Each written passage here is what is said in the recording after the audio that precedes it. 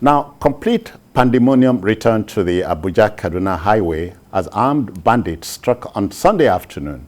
Many hapless travelers were caught in the stampede, in which an unknown number of them were abducted. The incident took place at Katari village, I hope I got that right, at about 2 p.m. Meanwhile, Army Chief Lieutenant General Farouk Yahya has charged troops to be ruthless with the brigands, seize their weapons, and possibly bring their corpses home. These are times that try men's souls. But first, let's share a glimpse of what happened on the Abuja-Kaduna Road with you, as captured by a traveler. Watch out.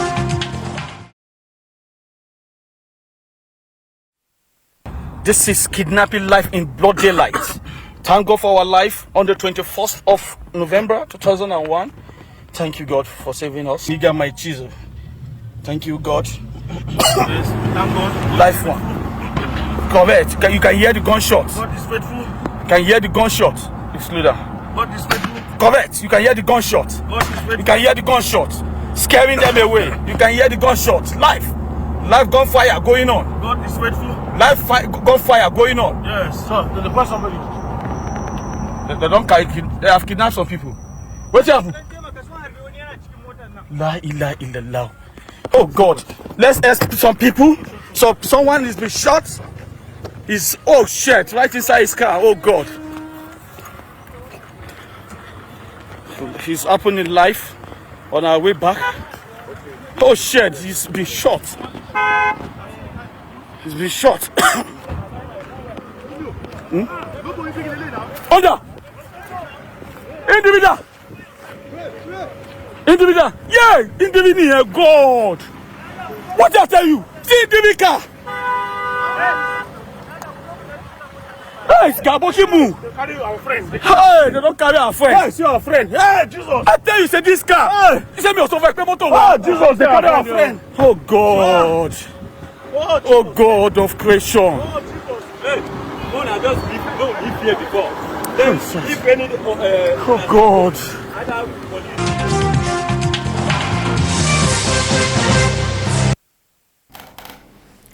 Gani, indeed, these are times that will try men's souls. Indeed. We are going through a period in our national history that we've not had since the Civil War. Even Civil War obeyed the rules of engagement because we accepted that we are at war. But we've been pretending that this is not a war. We call it any other name, but that we are in the middle of a war. We call it brigadry. Well, not a shooting war. We call it terrorism.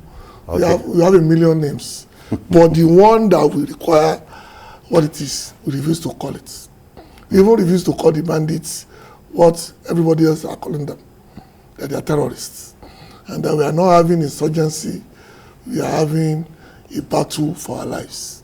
It's unfortunate that we've reached this point at this sorry pass for two obvious reasons. One, we have the resources to have nipped this in the bud a long time ago. But we were playing politics with this reality.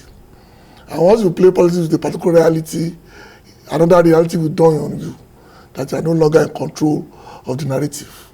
That to me is the saddest part. This picture is a graphic representation of where Nigeria is right now. When one of the busiest roads in Nigeria, this can happen in broad daylight, 2 p.m. Pictures don't tell lies. And this is reality. So those who think that we are alarmist on this program or that we are always crying foul, this will show them that Nigeria is not yet at a point where we can shout to war. Only terrorists or terror gangs will do a thing like this. Remember that a couple of years ago, I think last year or thereabouts, there was a concerted effort made to secure the Abuja-Kaduna Road. And they were successful for a bit. But although one is not a military strategist, it's common sense that if you win a battle, you hold that position. Yeah. We have the tendency of winning back land and roads and then leaving them to their devices while we move on to another theater of war. That to me is the reason why this is, like I said, I'm not a military strategist, but it's common sense that if you have won the battle to make the Kaduna-Abuja Road motorable and safe. Common sense dictates that you hold on to that narrative for as long as practicable. Yeah. Not allow them to come back and wreak this havoc. Paul, I wonder if you were eavesdropping on what I discussed with GKB on the sideline. Yeah, I heard it. Have the railway workers called off their strike? In other words, so you want to link that to this. If the trains were working, yes, perhaps. Probably a lot of people took to that road because the railway workers were on strike. But they've cut off the strike, and maybe some services have not fully resumed. Yes, by rail. Yeah, possibly so. But my worry is, and my worry is in form of a question: when will this narrative change? Lady Nigeria is bleeding from all sides. When it is not Abuja-Kaduna Highway, it is Niger. When it is not Niger, it is Kaduna. When it's not Kaduna, it is the southeast. When it's not southeast, it's Ondo. Or even Lagos. You know what happened recently when they had to... Ekpe? Yeah, what happened at Ekpe? When will the narrative change? We keep saying the same thing over and over. We keep crying for things to change. Things are not changing. Whatever the government is doing, whatever the authorities are doing, whatever they think they are not doing enough. Whatever they are doing is not yielding the desired fruit. And that is the point. By now, probably we need to rethink our strategy. I don't know whether it's lack of capacity, it's lack of political will, to go the whole way to deal with this thing. By now, I expect that if we don't have answers to these problems, we should seek help. I expect probably a national security summit. I'm not talking of a summit of only the Security Council meeting. I'm talking National Security Summit. Let people come and proffer solutions. Let people come and proffer solutions. I'm talking of a grand national security summit, so that we can look at ways to deal with these issues. Because again... otherwise, a summit that's a far cry from a talk shop. Exactly. Yeah. Because it's going to happen. I may sound pessimistic, but it's the truth. It is going to happen and happen and happen again. And we are always reacting. Yeah. There are no proactive, tangible, visible, proactive measures that are being taken to check this. Intelligence gathering is very, very poor. And when there is intelligence reports, sometimes we've heard the allegation that intelligence reports are not being acted upon. On time. On time. Exactly. So what is happening? GKB, and there's this other angle to it. Let me come. I'm like you. I'm not a security expert. But many times in this country, we discuss security matters in the open. Certain things, if you are plotting a counter-offensive against kidnappers, I must not know. I must not hear about it. That habit is the most annoying part of being a Nigerian. Because we have what the woman will call that we are transgressing on somebody else's stuff. But that's not the reality. The reality is that we announced beforehand things we are going to do. Nigeria is the only country, maybe not the only country that I know where people take pride, and newspapers too, take pride in reporting what people are going to do. Preempting. That's what they do. They think that's the exclusive. They think for you. And they assume this is what you are going to do, instead of waiting for you to do it, and then we move on from there. Like you said, we have a problem that we don't seem to have a solution for. More and more governors are coming to the reality that we need state police. But even now, with the full complement of state police, do we still have the capacity? Even with the full complement of state, local government police, we still have the capacity to stop this nonsense. Because it has become a cancer, weaved into the fabric of our nationhood. People have taken banditry and criminality as an everyday occurrence that no longer shocks people. I'm sure tomorrow's newspaper, this will not be the lead. It will be the second lead. That's how a move has become to the problem. So apparently the media is not setting agenda as it... No, we have. We have done that many times, but like I said, the army will deny what is obvious. the people are still denying that bandits are holding major chunks of the Nigerian landmass. They said no, it's not true. But 2 days later, you said they will also tell you that they've just recaptured. How can you recapture what you did not lose? It's amazing. And that's where the challenge we have comes from. Because we don't seem to trust the system. Even those who are state actors don't trust the system that they're supposed to operate in. Paul, how do we factor in the marching orders the army chief has given his troops? Yes, the army chief spoke like an army chief. He talked tough. Bring back their corpses. That's what he said, the bandits. Fine. Of course, we can all say that bandits deserve nothing. Unrepentant bandits deserve nothing but untimely death. And for their remains to be taken 6 feet under the ground. Okay, fine. But I said it on this program, the last time I came here, that's fine. That's dealing with symptoms. I will say it over and over. You can kill the bandits, but there are bandit leaders, there are bandit sponsors. If you don't take those ones out, now the people whose corpses need to be brought home, maybe, are those ones that are sponsoring this banditry, that are gaining a lot. Because I have said it that if you look at some of these so-called bandits, they are not so-called, Paul. Okay. They are bandits. Yeah, they are bandits. Of course, they are bandits. Some people say we should call them terrorists. I don't even care what you call them. No. Don't go there. I don't even. That's not even my business. For now, those bandits, if you look at them when they are arrested, illiterate, scrawny-looking, hungry-looking sometimes. Unrepentant. Unrepentant. You wouldn't say those are the ones that are earning the millions. All right, please, let me pause you. Olalade is reaching us from Ilorin, Kwara State. Olalade, good afternoon. How do you do? How are you, sir? I'm good evening. Olalade from Ilorin, Kwara State. Yeah, you are on, sir. Yes, my own comment as regards to bandits or terrorists or whatever.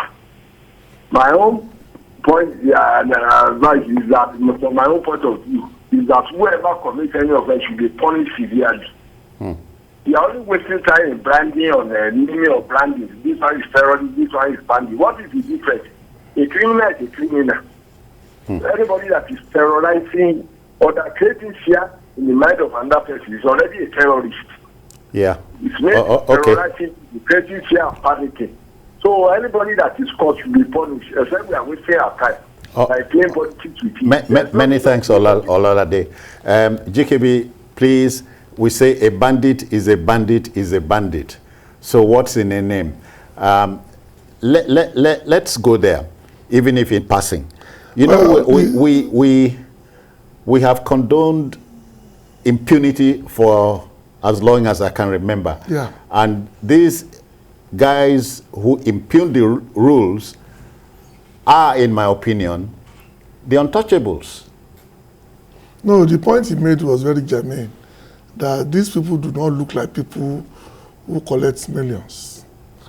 And Yorubas will say, the person that's going to dash you clothes, you first look at what he is wearing. Say it in Yoruba. Okay. So they will first look at you. So you look at the people that are collecting 100 million, 200 million, and then you wonder, that these people where are the millions? This is not reflecting in their reality. Oh yeah. And then you know automatically they must have godfathers and they will have sponsors. And godmothers.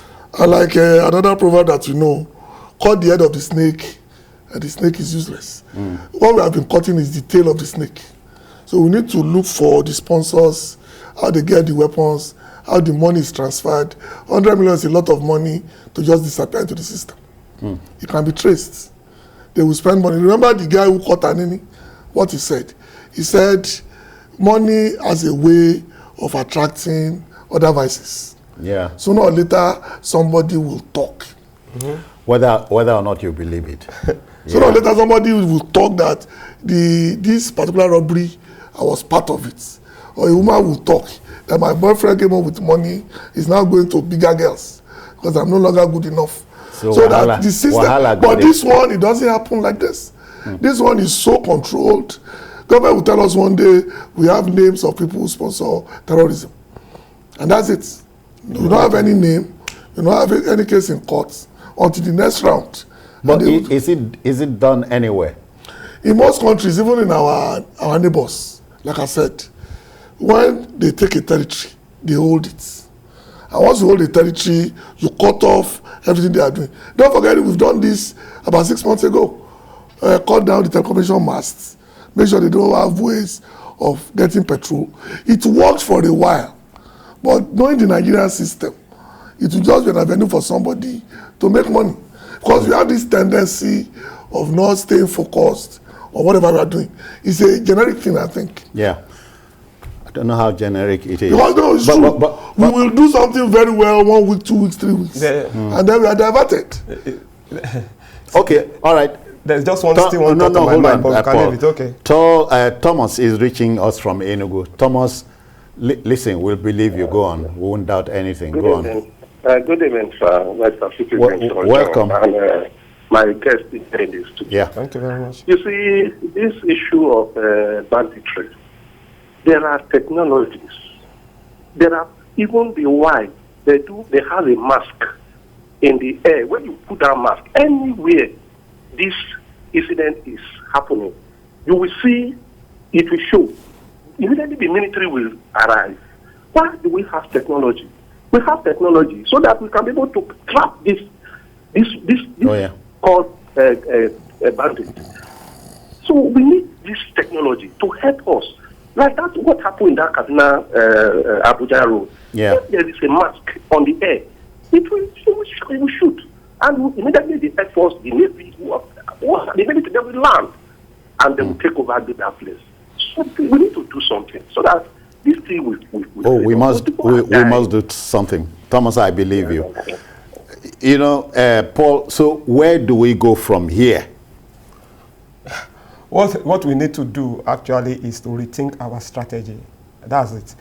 There's something the Army Chief Chef said. Thomas just talked about technology. Technology, yes. We should. You don't fight people like this with bare knuckles. I agree, absolutely. You need technology. You have to invest in technology. But beyond that, even if you have all the technology, there are certain things you still need to do. And I want to say something from the Army Chief's speech. He said he called on the members of the public to give accurate information to the bandits. He said many of them live with the people. But the question I need to ask is, has the army even earned the confidence of the people? That's on one part. Exactly. On the other part, Nigerians are not ready to volunteer information because they are not too sure. They are not too sure. And that is because of the disposition of those in uniform. Because of the disposition of those in uniform. If, for example, you see soldiers doing community service, you know, cutting grass in the community or doing projects, and staying with the community members, discussing with them. Obviously. Yes, they will gain their confidence. There will be a mix. Exactly. A mix. But if they are going with this military men and, all of that, people will be scared. People will be scared. And they'll be scared of volunteering information.